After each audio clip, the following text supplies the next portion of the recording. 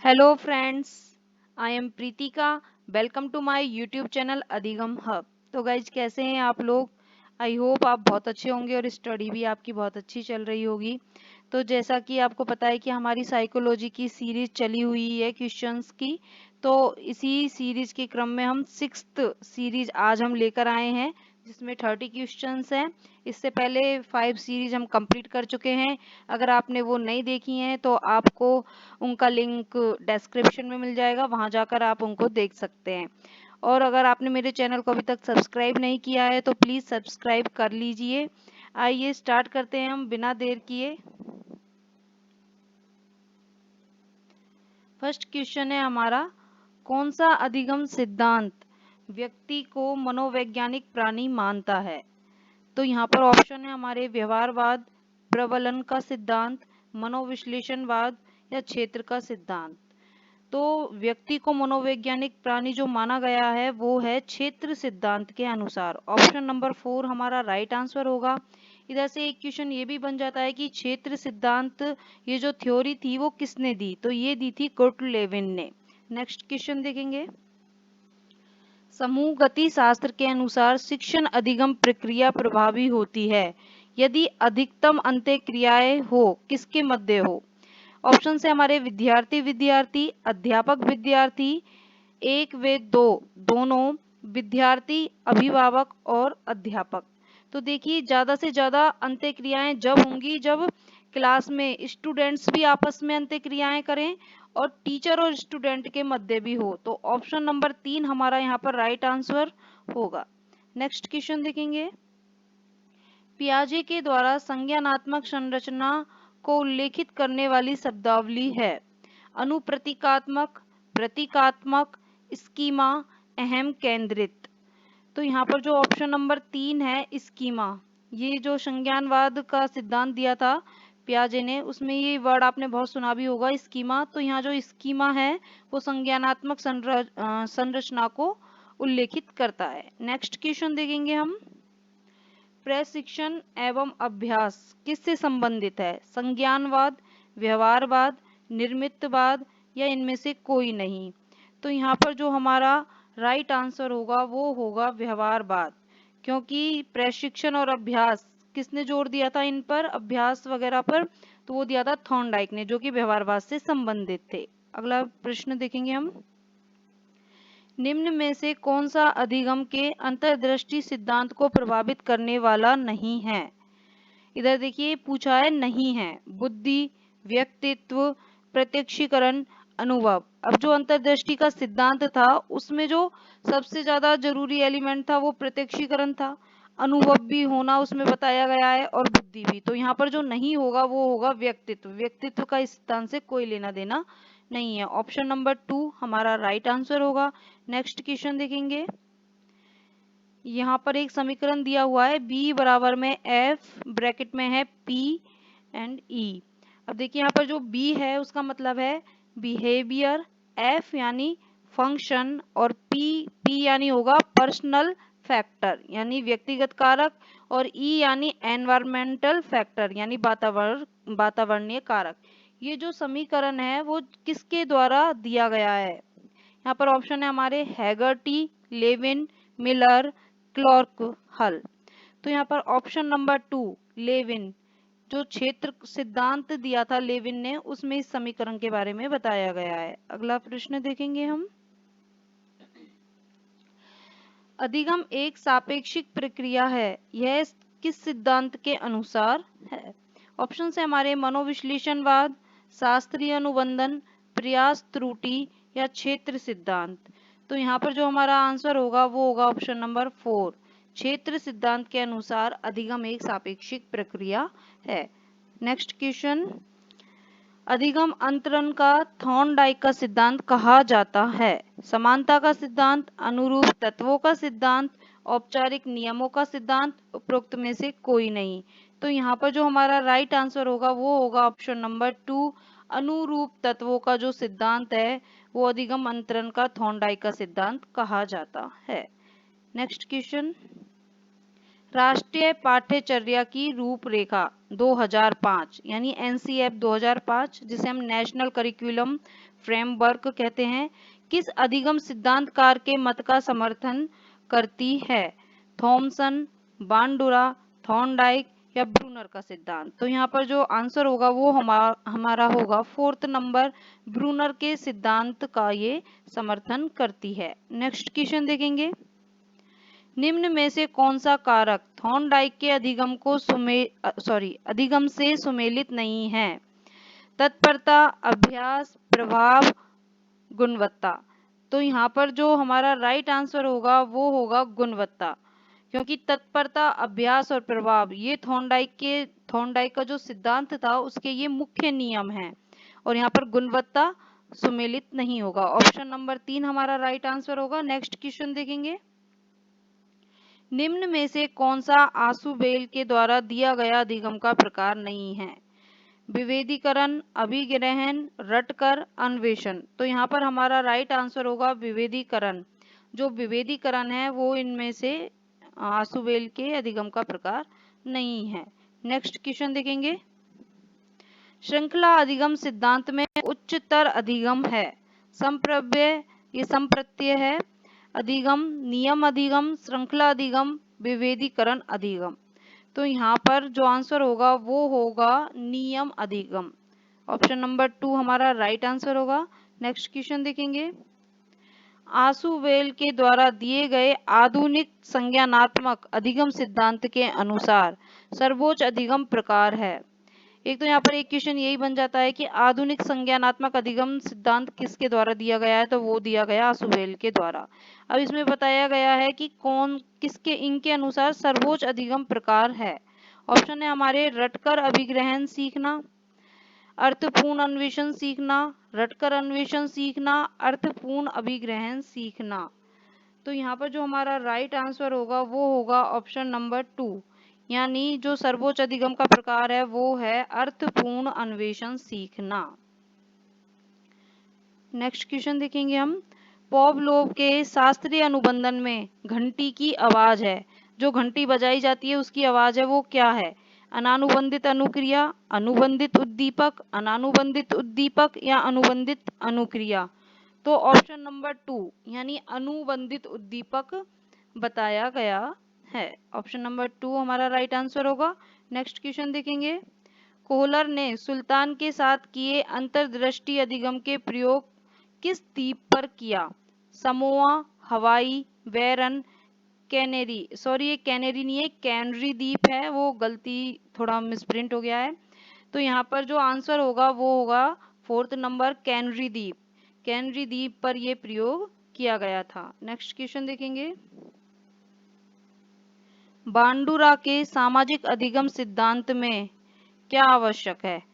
अवधान आवश्यक है, पुनर्वलन आवश्यक है, अवधान एवं पुनर्वलन दोनों अनिवार्य हैं या उपरोक्त में से कोई नहीं? तो यहाँ पर ऑप्शन नंबर 1 हमारा राइट आंसर होगा कि अवधान आवश्यक है। नेक्स्ट क्वेश्चन देखेंगे, पियाजे के अनुसार पूर्व संक्रियात्मक, यानी जो पियाजे ने स्टेजेस बताई थी 4 अपने सिद्धांत में, उनमें से जो पूर्व संक्रियात्मक है वो यहाँ पर किससे संबंधित होगी? प्रतिमूर्ति निर्माण, प्रतीकात्मक प्रक्रिया, तार्किक चिंतन, परिकल्पना। तो यहाँ पर देखिए जो ऑप्शन नंबर फर्स्ट है प्रतिमूर्ति निर्माण से वो संबंधित होगी। प्रतिमूर्ति निर्माण से मतलब होता है एक तरीके की कल्पना या फिर कह सकते हैं कि इमेजिनेशंस। यहाँ पर प्रतिमूर्ति निर्माण ऑप्शन नंबर 1 राइट आंसर होगा। नेक्स्ट क्वेश्चन देखेंगे, निम्न में से किस मनोवैज्ञानिक या विद्वान का सिद्धांत गैने के अष्ट सोपान की अधिगम सिद्धांत में प्रयुक्त चिन्ह अधिगम से मेल खाता है? तो इधर ऑप्शन से हमारे फ्रायड, ब्रूनर, थॉर्नडाइक, पावलोव। तो यहाँ पर राइट आंसर होगा पावलोव, यानी जो गैने का अष्ट सोपान की अधिगम है वो पावलोव के उनमें जो एक था प्रयुक्त चिन्ह अधिगम वो पावलोव के सिद्धांत से मेल खाता है। नेक्स्ट क्वेश्चन देखेंगे, अलग अलग क्षेत्रों या विषयों में एक सामान्य नियम को ढूंढ लेना श्रृंखला अधिगम सिद्धांत के अनुसार कौन सा अधिगम है? संरचनात्मक, शाब्दिक साहचर्य, नियम या संप्रत्यय? तो यहाँ पर हमारा राइट आंसर होगा ऑप्शन नंबर 4 संप्रत्यय, कॉन्सेप्ट। नेक्स्ट क्वेश्चन देखेंगे, थॉर्नडाइक के सीखने के गौण नियमों में से नहीं है? बहुप्रतिक्रिया का नियम, प्रभाव का नियम, आत्मसातीकरण का नियम, साहचर्य परिवर्तन का नियम। तो देखिए यहाँ पर जो बहुप्रतिक्रिया भी गौण नियम में है, आत्मसातीकरण भी है, साहचर्य परिवर्तन भी है। तो ऑप्शन नंबर 2 प्रभाव का नियम, ये उनके मुख्य नियमों में से एक है। नेक्स्ट क्वेश्चन देखेंगे, थॉर्नडाइक के द्वारा प्रतिपादित अधिगम के मुख्य नियम कितने हैं? 2, 3, 4, 5। तो मुख्य नियम कितने हैं? वो हैं 3। ऑप्शन नंबर 2 राइट आंसर होगा। नेक्स्ट क्वेश्चन देखेंगे, अधिगम अनुक्रिया उद्दीपक अनुक्रिया सिद्धांत में अधिगम प्रक्रिया में की गई त्रुटियों को किस नियम के अंतर्गत रखा जाता है? आत्मसातीकरण के अंतर्गत, प्रभाव के अंतर्गत, आंशिक सूझ या बहुप्रतिक्रिया? तो यहाँ पर जो त्रुटियां होती हैं उसको किसके अंतर्गत रखा जाता है? ऑप्शन नंबर 4 बहुप्रतिक्रिया के नियम के अंतर्गत रखा जाता है। नेक्स्ट क्वेश्चन देखेंगे, यदि बालक को किसी विषय में अध्ययन हेतु बाध्य किया जाता है तो यह किस नियम के अनुसार अधिगम पर कैसा प्रभाव पड़ेगा? प्रभाव का नियम प्रतिकूल प्रभाव, तत्परता का नियम प्रतिकूल प्रभाव, अनुपयोग का नियम अनुकूल प्रभाव, बहुअनुक्रिया का नियम अनुकूल प्रभाव। अब देखिए यहाँ पर बोला जा रहा है कि बालक को बाध्य किया जाता है, यानी बालक क्या है? तत्पर नहीं है, लेकिन उसे बाध्य किया जा रहा है। तो ये तो हमें पता चल गया कि यहाँ पर तत्परता का नियम होगा।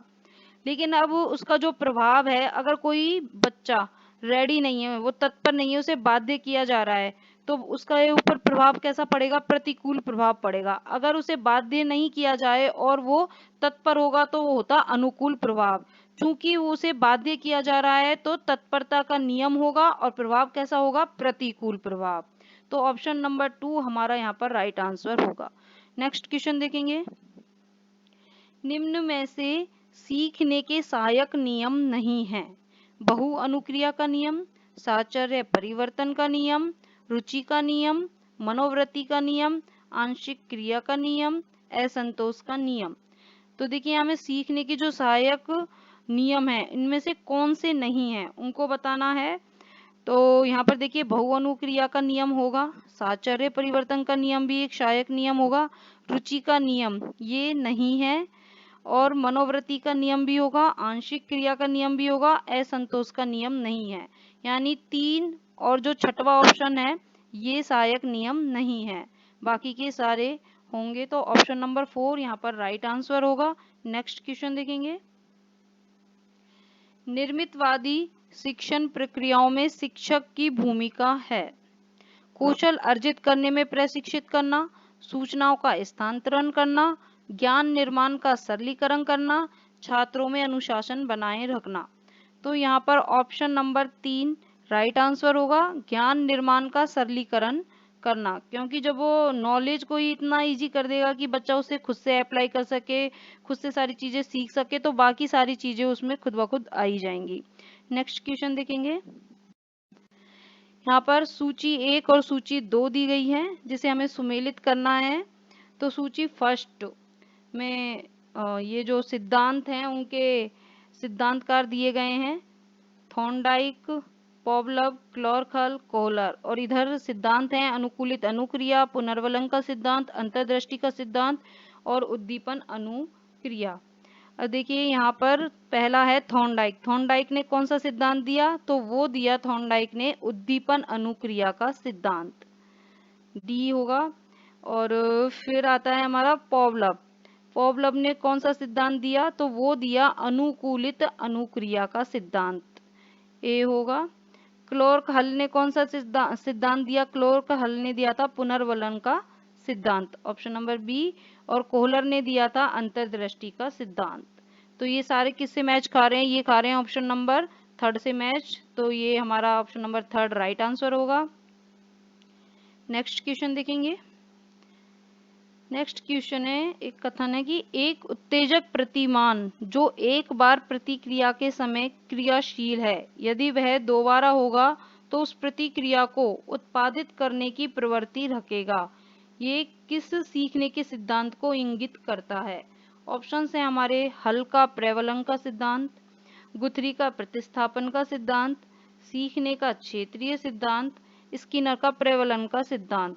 तो यहाँ पर ऑप्शन नंबर 2 यानी यह जो स्टेटमेंट है वो गुथरी के प्रतिस्थापन के सिद्धांत से मैच खाता है। ऑप्शन नंबर 2 हमारा राइट आंसर होगा। नेक्स्ट क्वेश्चन देखेंगे।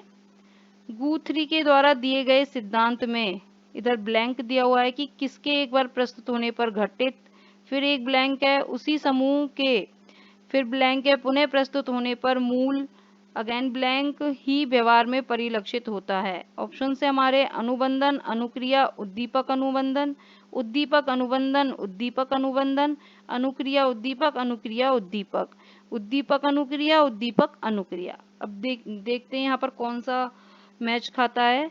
तो देखिए यहाँ पर जो दिया है स्टेटमेंट उसके अकॉर्डिंग उद्दीपक के हम जो प्रस्तुत करेंगे, अब देखिए अनुबंधन प्रस्तुत सीधा होगा नहीं, अनुक्रिया भी होगी नहीं, तो सबसे पहले जो प्रस्तुत होगा वो स्टिमुलस यानी उद्दीपक। तो देखिए ऑप्शन नंबर 2 और ऑप्शन नंबर 4 में ही सबसे पहले उद्दीपक दिया गया है, तो फर्स्ट और थर्ड तो हमारा वैसे कट ही जाएगा। अब हमें देखना है कि ये दूसरे और फोर्थ में जो चौथा है उसमें से कौन सा ऑप्शन होता है हमारा। तो देखिए उद्दीपक के एक बार प्रस्तुत होने पर घटित क्या घटित होगी, अगर हम उद्दीपक प्रस्तुत करेंगे तो ऑब्वियसली बात है अनुक्रिया आएगी, के प्रस्तुत होने पर घटित अनुक्रिया। तो देखिए अब ऑप्शन नंबर 2 में क्या दिया गया है, उद्दीपक के बाद अनुबंधन, उद्दीपक के प्रस्तुत करने पर सीधा अनुबंधन नहीं होगा, सबसे पहले उधर क्या प्रस्तुत होगी, अनुक्रिया। तो ये तो हमें पता चल रहा है कि ऑप्शन नंबर 4 यहाँ पर राइट आंसर होगा। चलिए अब हम इसको बिठाते हैं इसमें कि उद्दीपक के एक बार प्रस्तुत होने पर घटित अनुक्रिया उसी समूह के उद्दीपक को पुनः प्रस्तुत होने पर मूल अनुक्रिया ही व्यवहार में परिलक्षित होता है। ऐसा कहाँ कहा गया है, गुथरी के सिद्धांत में। तो समझ आ गया होगा आपको। अगला क्वेश्चन देखते हैं हम। यहाँ पर एक स्टेटमेंट है, वातावरण वह बाहरी शक्ति है जो हमें प्रभावित करती है, ये किसने कहा। वुडवर्थ, रॉस, एनास्टसी, उपरोक्त में से कोई नहीं। तो ये जो स्टेटमेंट है वो कहा है रॉस ने। ऑप्शन नंबर 2 राइट आंसर होगा। नेक्स्ट क्वेश्चन देखेंगे। के महत्व पर बल डालने वाला सिद्धांत है, गेस्टाल्ट, निर्मितवाद, चयन व संयोजन या उपरोक्त में से कोई नहीं। इसका आंसर बताएं उससे पहले प्लीज चैनल को लाइक शेयर सब्सक्राइब जरूर कीजिएगा। और आई होप आपको हमारे सारे क्वेश्चंस बहुत अच्छे लगे होंगे। तो प्लीज ज़्यादा से ज़्यादा इसको शेयर भी कीजिए ताकि यहाँ पर और बच्चे भी इधर जुड़ सकें, उनको भी ये नॉलेज मिले, क्योंकि अभी कोरोना के चक्कर में एग्जाम्स हो भी नहीं रहे हैं, तो इस तरीके से एक अच्छी प्रिपरेशन हो जाएगी। तो ज़्यादा से ज़्यादा लाइक शेयर सब्सक्राइब करें, ज़्यादा से ज़्यादा अपने फ्रेंड्स के साथ शेयर करें ताकि हमें भी एक थोड़ा अच्छा सा फीडबैक मिले और हम भी आपके लिए ज़्यादा से ज़्यादा अच्छी चीज़ें लाते रहें। तो आइए इसका आंसर देखते हैं। इसका आंसर होगा ऑप्शन नंबर 3 यानी अभ्यास के महत्व पर बल डालने वाला कौन सा सिद्धांत है, चयन व संयोजन का सिद्धांत, जिसे थॉर्नडाइक का जो सिद्धांत है उसका दूसरा नाम चयन व संयोजन का सिद्धांत भी है। तो इस तरीके से 180 क्वेश्चन आज हमारे यहाँ पर कंप्लीट हो गए हैं और जल्दी आपको अगली सीरीज मिलेगी। तो थैंक यू वेरी मच। ज़्यादा से ज़्यादा लाइक शेयर सब्सक्राइब कीजिए। Thank you so much.